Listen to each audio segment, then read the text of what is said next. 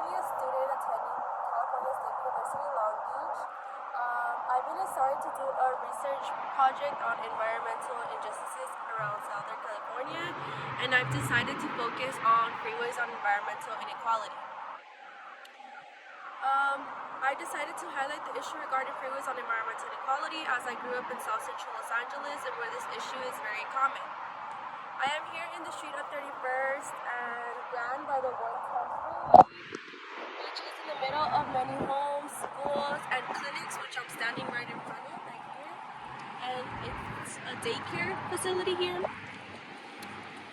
In front of where many marginalized communities such as Hispanic, Latinos, and Black individuals live in and attend as well. This freeway extends to the area where the University of Southern California resides, which is a very prestigious school and which I am currently on the side of, which is located over there. This freeway also extends to downtown LA, which is over there, and where there is constant traffic any time of day, and as it is where the buildings and jobs are located in. In order to understand why the location of freeway correlates with environmental inequality, I will use evidence from the book titled What is Critical Environmental Justice by David Hello.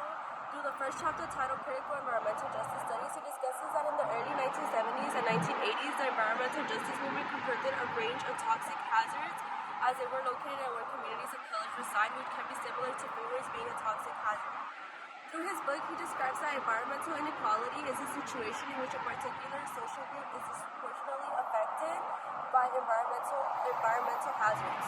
Now that we understand the definition of environmental inequality through toxic hazards through Pillow's analysis, we can move forward to understanding how exactly freeways become a toxic hazard. By using the article titled Environmental Justice in the 21st Century, Race to Matters by Robert D. Bullard, he discusses how freeways are crucial for people who live in the city and drive to work every day, which is similar to other people also using public transportation to get around at the same time, as it means heavy traffic and air pollution from expanding through vehicle emissions. Moving forward, Bullard highlights these forms of transportation impact air quality for the people who live by this freeway, which is specifically people of color, as we previously mentioned. Bullard stated data that states 33% of whites, 50% of African Americans, and 60% of Hispanics live in areas where there is air pollution. Through this data, it can be concluded that white individuals are not affected by toxic hazards as much as people of color, which demonstrate the extent of environmental inequality. This then becomes a health hazard as a lack of adequate air quality increases rates of asthma, which is, as Bullard mentioned, is in this article, has been emerging in the United States. Those at risk of asthma are the communities that live in toxic areas such as freeways. Therefore, many of the people who live around this area are at risk, especially children, which is concerning as it can lead to mortality. As carbon dioxide is being spread through freeways, the people living in these homes are at higher risk of respiratory diseases, which can begin as minor symptoms such as stuffy nose or headaches, and can lead to more severe symptoms such as lung damage and infections. As someone who has lived around this area since birth, it is surprising to learn how the area we live in is slowly destroying our loved ones.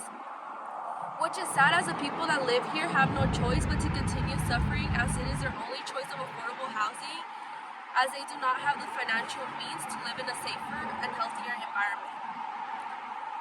To resist this environmental justice activists have been raising awareness of advocating for policy changes and supporting impacted communities, which has been shown around the media, as many people are protesting for better environmental protection, as there are millions of people getting sick because of lack of clean air in their communities.